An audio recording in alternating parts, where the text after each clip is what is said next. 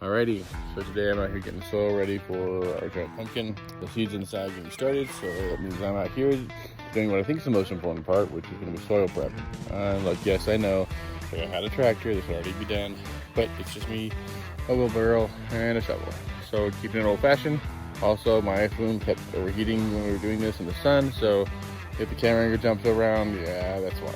So first thing I did was mark out the 15 by 15 foot square. That's the recommended size for the giant pumpkin. Honestly, I picked this spot because this is where our last year's compost pile got dumped with the hard ground we have.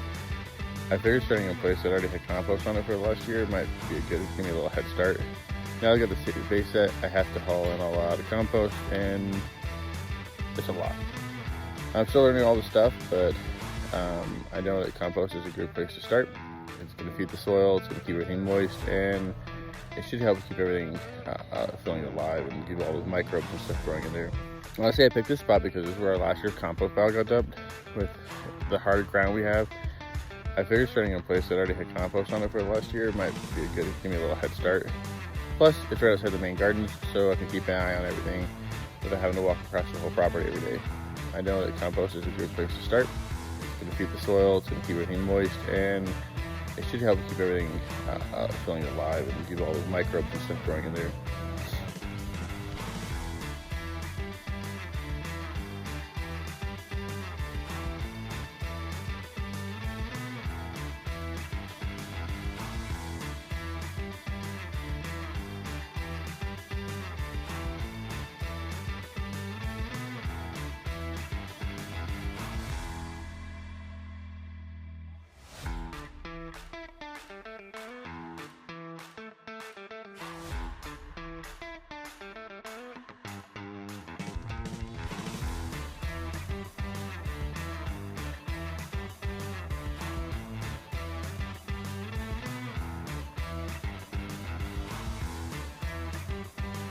So after I get all that fit in, I'm adding in some garden soil, Kellogg's to be exact. They're not a sponsor yet.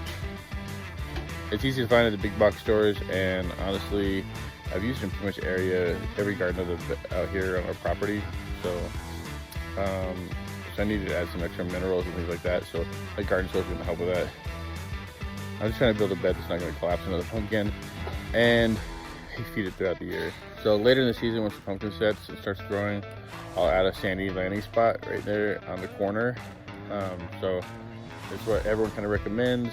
So it's going to help with drainage, keep the pumpkin cool, especially in our desert sun, and it'll help it move around as it grows so it doesn't get ripped or torn. After that, I added some vermiculite, but it's going to help keep the soil moist and help moisture without making it just muddy. Giant pumpkins need a lot of water, and so this isn't like the right thing to go ahead and add. So once everything was layered in, I brought out the tiller, I ran it one direction, then ran it the other direction. I know a lot of people have debates on whether you should till your soil, but because I'm building this bed from scratch and I'm actually trying to till the ground soil underneath, I'm just trying to get a good mixture, and I don't have all my ratios yet, so this is the fastest way I could blend everything. I'm just trying to avoid some weird pockets.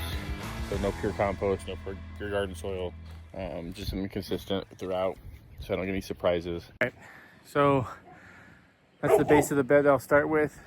I'm gonna do some soil testing, make sure we're happy with what we've got, and then might do some amendments, and then I'll fence this off just to keep the dogs and cats out.